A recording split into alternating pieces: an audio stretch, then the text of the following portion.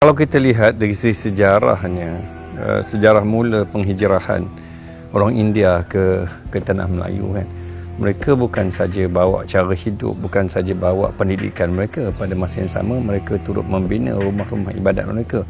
Dan kebanyakan rumah ibadat mereka daripada dulu mula penghijrahan sampai sekarang ini, hatta Batu Cave itu sendiri, itu bukan tanah mereka, itu adalah tanah kerajaan.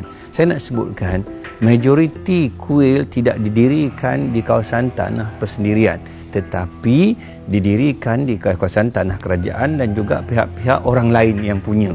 Ini yang isu yang berlaku pada dulu sampailah ke hari ini, dan bilangannya bukan sedikit. Kalau kita tengok sudah sampai ratusan ribu buah kuil daripada kecil, besar, berdaftar dan tidak berdaftar. Masjid Surau, kalau mengikut data JAKIM, kita ada lebih kurang dalam 32,000 saja. Katakanlah campur surau di sekolah-sekolah, sekolah lebih kurang ada 10,000, baru di situ lebih kurang ada 42,000, lebih kurang begitu. Katakanlah campur lagi surau yang didirikan tanpa berdaftar dan sebagainya. Katakan kita ambil maksimum lebih kurang 60 hingga 50,000 untuk accommodate, untuk kegunaan orang Islam di sekitar penduduknya lebih kurang 18 hingga 19 juta macam itulah. Itu pun bilangannya tidak sebanyak bilangan kuil Hindu yang sudah mencapai saya kira kalau ikut angkanya tidak dikaji dengan betul. Tetapi kalau ikutnya yang saya dengar, yang saya berforum dengan pihak mereka, sudah lebih pada 200,000. Kalau dicampurkan dengan rumah ibadat orang bukan Islam yang lain, orang Cina, Kristian dan sebagainya, maknanya rumah ibadat orang bukan Islam, saya berani mengatakan sudah menghampiri 500,000, setengah juta. Maknanya 10 kali ganda daripada rumah ibadat, surau masjid orang Islam.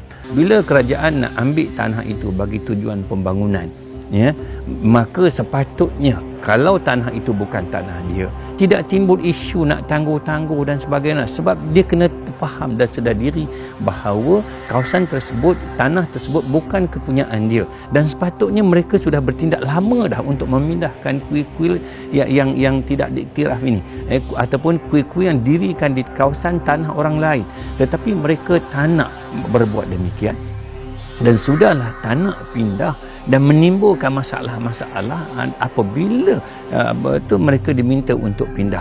Bermacam-macam perkara yang diminta dan sebagainya.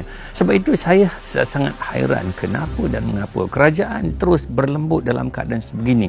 Dalam keadaan kuil yang sebegitu banyak dan bilangan penganutnya tidak ramai. Kadang-kadang yang lebih sedih lagi, contoh di Bandar Baru Bangi dan sebagainya, kawasan majoriti orang Melayu, tetapi didirikan kuil yang sebegitu besar sedangkan penduduknya tidak ada di situ. Jadi ini menjadi masalah sekarang ni. Kenapa dan mengapa kerajaan terus biarkan, kerajaan terus memberikan seolah-olah satu pengiktirafan kepada mereka untuk membina kuil ini.